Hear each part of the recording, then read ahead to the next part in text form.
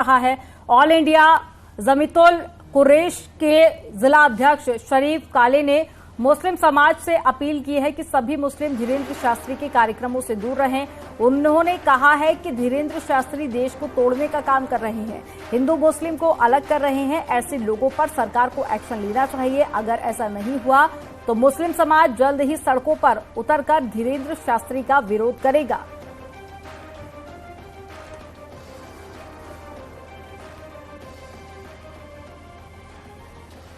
क्या है पूरी बात? देखिए, धीरेन्द्र शास्त्री जो पंडित जी हैं, साधु संत हैं, जो भी हैं, जिस तरीके की वो बात कर रहे हैं, या तो सनातन धर्म अपनाओ या पाकिस्तान जाओ, तो उनको क्या हक है इस बात का कहने का? और क्यों मुसलमानों को पाकिस्तान भेज रहा है? और क्यों इस बात को कह रहा है कि हिंदू धर्म अपनाओ? हर मजहब का आदमी अपना अपना धर्म अपना रहा है और अपने अपने धर्म के मुताबिक काम कर रहा है। और ये नफरत फैलाने की बात जो कर रहे हैं, इससे देश टूटेगा, देश के अंदर सांप्रदायिकता फैलेगी। तो हम मुसलमानों से अपील करते हैं कि ऐसे नफरत फैलाने वाले आदमी के किसी भी प्रोग्राम में शामिल ना हो, जिससे कि आपके अंदर भी कोई नफरत की बात पैदा हो। तो बीजेपी सांसद मनोज तिवारी बागेश्वर धाम पहुंचे थे कुछ दिन पहले। उनका बाबा बागेश्वर धाम को लेकर उन्होंने क्या कुछ कहा है वो आपको दिखाते हैं। संवैधानिक रूप से और सांस्कृतिक रूप से हम चाहते हैं कि भारत अपने शीर्ष पर पहुंचे। सर, वो तो रामचरितमानस को भी राष्ट्रीय ग्रंथ के रूप में देखना चाहते हैं। देखिए, मैंने कहा ना कि इस देश के संत महात्मा जो बातें कहते हैं उसको एक बार ध्यान से सुनना चाहिए। बाकी संवैधानिक रूप से जैसे होगा आगे बढ़ेंगे। सर, एक सवाल और है कि आप भी गए थे बाबा बागेश्वर धाम, आपको कैसा लगा वहां जाकर? अरे, हम तो बहुत साल से जाते हैं और हमें वहाँ बहुत सुख और सुकून दोनों मिलता है। हमारे ऊपर बागेश्वर बालाजी की बड़ी कृपा है। बस एक सवाल आखिरी है सर, कि जिस तरीके से कहा जा रहा है कि बाबा बागेश्वर में कम से कम 121 हिंदू लोगों को वापस धर्म में वापस लाए हैं, तो इस पर क्या प्रतिक्रिया है आपकी? वापस लाए हैं, ये तो बड़ा स्वागत योग्य कदम है। हमारे देश में लोगों ने लालच से, लोभ से धर्म परिवर्तन कराए हैं। आज उन लोगों में फिर से सत्य सनातन हिंदू धर्म की अगर कोई संत महात्मा प्रतिष्ठापना कर रहे हैं और वो वापस आ रहे हैं तो हम तो स्वागत करते हैं। जय श्री राम। तो आपने देखा, ये थे हमारे साथ बात करने के लिए बीजेपी सांसद मनोज तिवारी। कैमरा पर्सन रमेश रत्नाकर के साथ रचना, न्यूज़ 18 दिल्ली।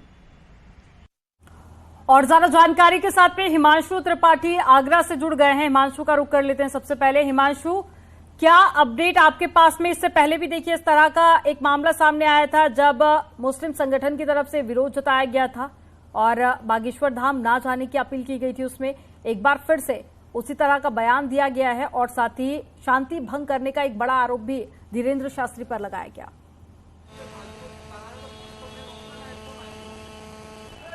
जी बिल्कुल, जिन्होंने आरोप लगाया है धीरेन्द्र शास्त्री पर, दरअसल उनको भी कहा जा सकता है वहाँ भी शांति भंग कर रहे हैं। आगरा में शांतिपूर्ण माहौल है, लेकिन ऑल इंडिया जमीतुल कुरैश के जो जिलाध्यक्ष हैं, शरीफ काले नाम है उनका, उन्होंने इस तरह का बयान दिया कि मुस्लिम समाज सड़कों पर उतर जाएगा, धीरेन्द्र शास्त्री का बहिष्कार करेगा।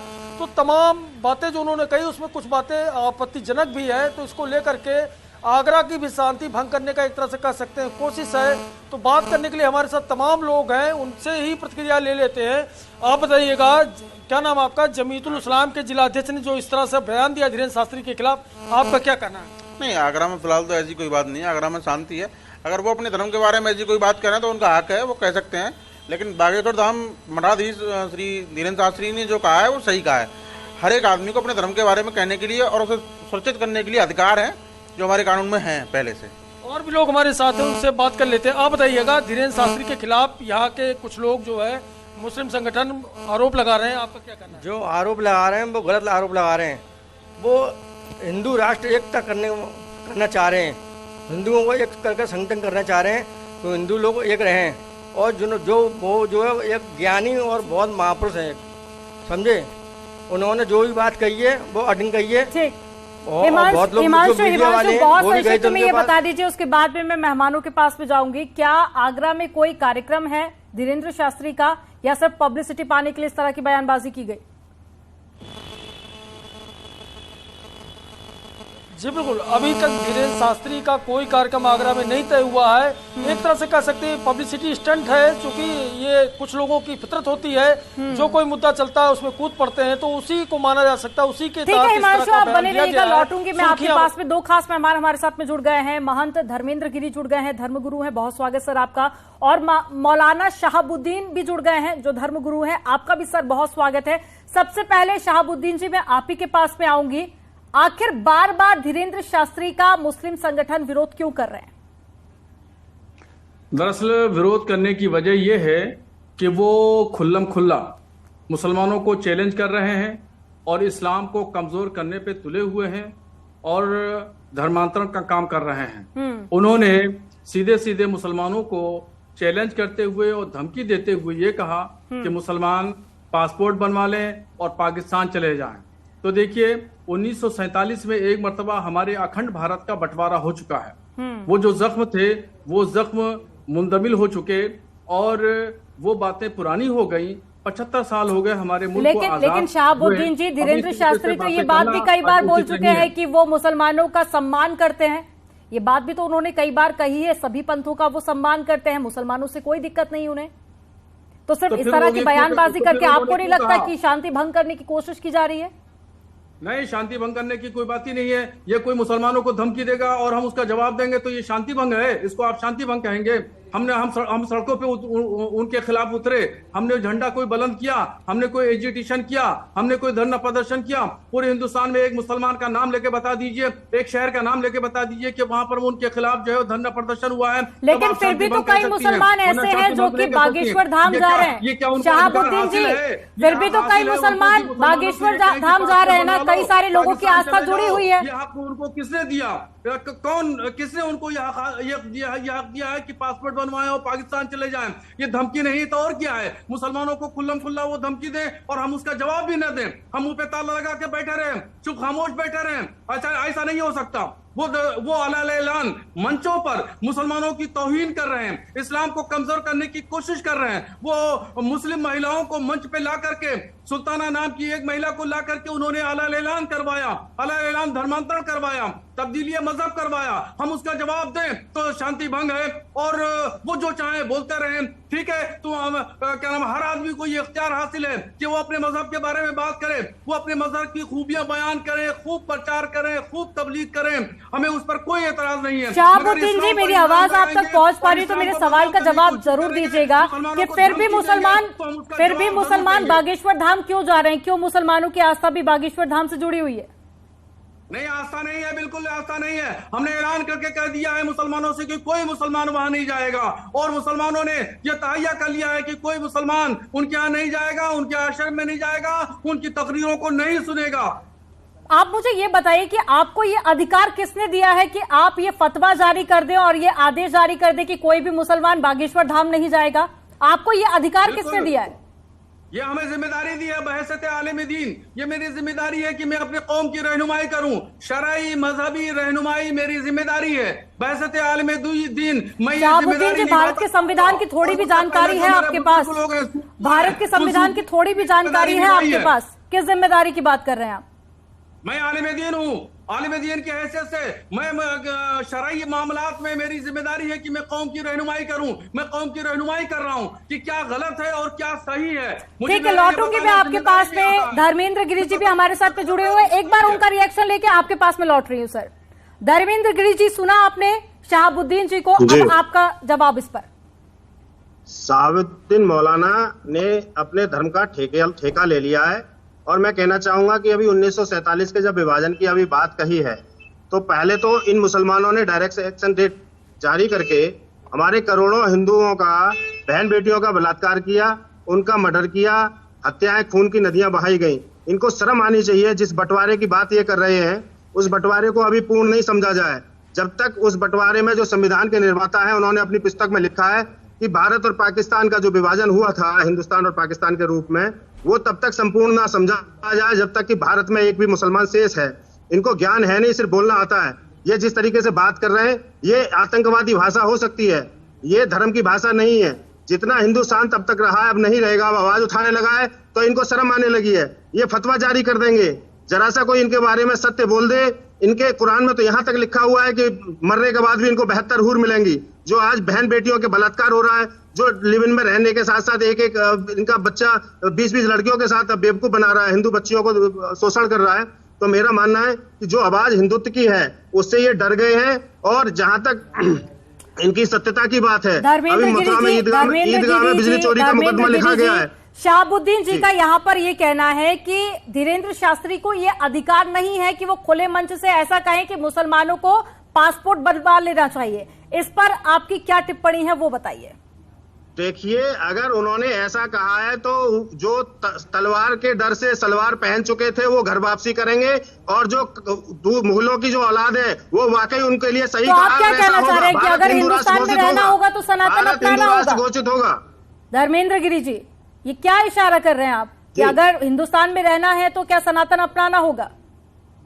सनातन, हम आस्था किसी की खंडित नहीं करना चाहते, लेकिन जो लोग इस तरीके का हमारे हिंदुत्व पर अगर हमला करेंगे तो उनके लिए आज हम आवाज उठा रहे हैं। जैसे कि 1947 में मुसलमानों ने डायरेक्ट एक्शन जारी करके बंटवारे का प्रावधान रखा था बहुमत के आधार पर, तो हम पूरा हिंदू 100 करोड़ से अधिक हिंदू बहुमत के आधार पर आवाज उठाते हैं कि उस बहुमत को पूर्ण किया जाए। अभी ऐसा क्या हुआ जो आप हिंदुत्व पर खतरा बता रहे हैं? अभी ऐसा क्या हुआ है? अभी ऐसा जो हुआ है वो इस तरीके का नहीं है, क्योंकि इन मुसलमानों ने हदें पार करती हैं। इनके बारे में जरा सा भी कुछ कोई बोल दे, एक तो घटनाक्रम गिनाइए ना, कोई एक तो घटनाक्रम आप बताइए ना, जिक्र कीजिए, फैक्ट्स पर बात कीजिए ना। उदयपुर की घटना ले लीजिए आप।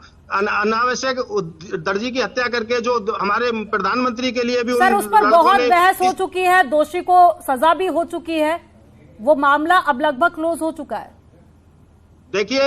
देखिए, मुगल आक्रांता औरंगजेब ने 353 साल पहले हमारी कृष्ण जन्मभूमि के ऊपर जो विवादित ढांचा बनाया गया था, जिसमें अभी बिजली चोरी का मुकदमा पिछले दिनों दर्ज हुआ है, इनकी चोरी साबित हो चुकी है, इनका पाखंड पूरी तरह साबित हो चुका है। जिम्मेदारी दी गई है कि देश में शांति बनी रहे, और आप लोग इस तरह की बयानबाजी कर रहे हैं ताकि शांति भंग हो जाए। आप दोनों को ही सोचने की जरूरत है सर। यहाँ पर हिमांशु त्रिपाठी हमारे साथ में जुड़े हुए हैं, मैं उनका रुक करूंगा, लौटूंगी आपके पास में, प्लीज बीच में इंटरप्ट मत कीजिए।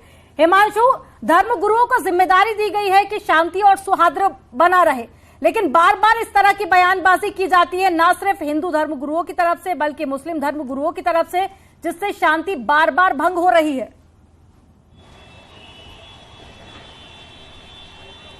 जी बिल्कुल, धर्म गुरुओं का यह सिद्धांत रहा है लगातार कि वो अपने धर्म की रक्षा के साथ साथ देश की एकता अखंडता कायम रखें, और आगरा इस बात में मिसाल है। आगरा में कई कार्यक्रम ऐसे होते हैं जहां हिंदू, मुस्लिम, सिख, ईसाई सभी धर्मगुरु साथ मंच पे नजर आते हैं, मंच साझा करते हैं। और रही बात ये धीरेन्द्र शास्त्री की, तो कुछ बुनियादी बातें जरूरी है बताना। धीरेन्द्र शास्त्री की शिक्षा जो है मथुरा जनपद में हुई थी, और उनका काफी वक्त मथुरा वृंदावन में गुजरा है। और धीरेन्द्र शास्त्री के बचपन के जो मित्र हैं डॉक्टर शेख, वह फरा क्षेत्र के रहने वाले जो कि मथुरा में पड़ता है, और डॉक्टर शेख कई बार धीरेन्द्र शास्त्री के साथ मंच पर नजर आ चुके हैं, और धीरेन्द्र शास्त्री की आंखों में आंसू नजर आए थे। तब उन्होंने अपने घर में शादी की बात कही थी कि सबसे ज्यादा मदद डॉक्टर शेख ने की थी, और डॉक्टर शेख हमेशा लगातार उनके हर कार्यक्रम में कहीं न कहीं से सहभागी रहते हैं। इस बात तथ्य को जानना भी जरूरी है। तो ये सब अपना अपना बिल्कुल खुले मंच से बार बार जो गंगा जमुनी तहजीब की एक मिसाल पेश की जाती है। धर्मेंद्र गिरी जी, क्या आपकी तरफ से अब ये कोशिश की जाएगी ताकि जो गंगा जमुनी तहजीब है वो आगे बनी रहे? हम सिर्फ अपने ही धर्म पर बात क्यों नहीं करते? बार बार देखा जाता है कि हिंदू धर्मगुरु मुस्लिम धर्मगुरुओं को लेकर टिप्पणी कर रहे हैं, उन पर सवाल जवाब कर रहे हैं, ऐसे तो शांति भंग होगी ना। आप कोशिश क्या होगी ताकि देश की एकता बनी रहे? देखिए, देश की एकता के लिए 1947 में जो भारत के विभाजन की बात हुई थी हिंदुस्तान और पाकिस्तान के रूप में, हमें उस विभाजन को पूर्ण करना है, क्योंकि संविधान में भी संविधान के निर्माता ने इस बात को अपनी पुस्तक में लिखा है। हम बहुमत के आधार पर उस विभाजन को पूर्ण करने की बात कहकर ये कहना चाहते हैं कि भारत बहुमत के आधार पर हिंदू राष्ट्र घोषित किया जाए। अगर हिंदुत्व तो बहुमत के आधार पर भारत को नहीं बताएंगे कि हिंदू राष्ट्र घोषित होगा या नहीं होगा? भारत के संविधान को एक बार आप जान लीजिए, उसके बाद में आप ये मांग नहीं करेंगे कि हिंदू राष्ट्र बनेगा या नहीं बनेगा। शहाबुद्दीन जी, बहुत संक्षिप्त में टिप्पणी आपकी।